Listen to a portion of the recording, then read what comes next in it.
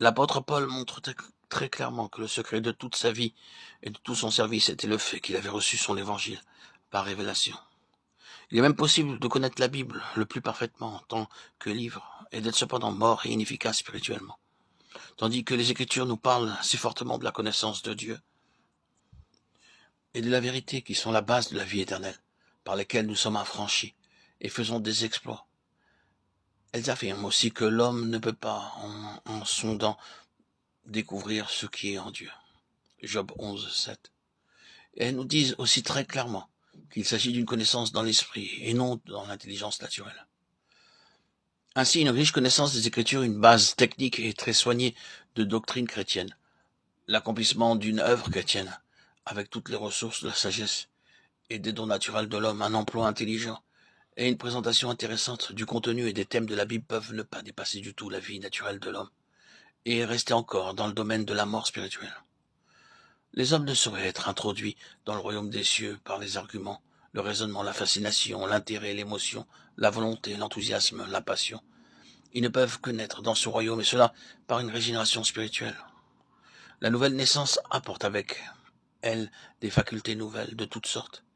Et la plus vitale de toutes, c'est une faculté nouvelle et différente de connaissance, de compréhension et de conception divine. Le cerveau humain n'est pas mis de côté, mais il devient secondaire et non plus primordial. La fonction de l'intelligence humaine, c'est de donner aux choses spirituelles une forme intelligente pour nous-mêmes et pour les autres. La puissance intellectuelle de Paul n'est pas ce qui lui a donné sa connaissance de la vérité, mais elle fut saisie par son esprit pour passer à d'autres cette vérité. Il peut certainement avoir utilisé sa faculté intellectuelle pour étudier et acquérir la connaissance des Saintes Écritures, mais ce n'est pas par ce moyen qu'il a acquis son intelligence spirituelle.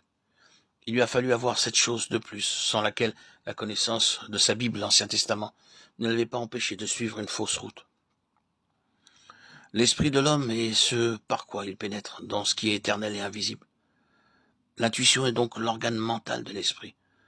C'est dans ce sens-là, c'est-à-dire à cause de cette mort de l'esprit, en ce qui concerne son union avec Dieu, et cette association avec la religion sous ses formes diverses d'expression, selon l'intelligence humaine que Dieu dit « Mes pensées ne sont pas vos pensées, vos voix ne sont pas mes voix » Isaïe 55, 8.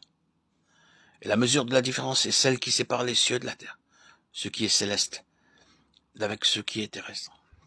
L'une des grandes leçons que nous avons à apprendre et que Dieu prend la peine de nous enseigner, c'est que les buts divins demandent des moyens spirituels.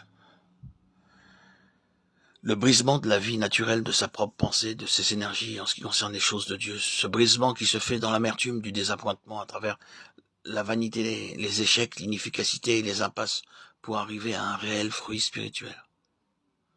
C'est l'œuvre de toute une vie. Mais la vérité que nous venons de rappeler est l'explication et la clé de toute la question.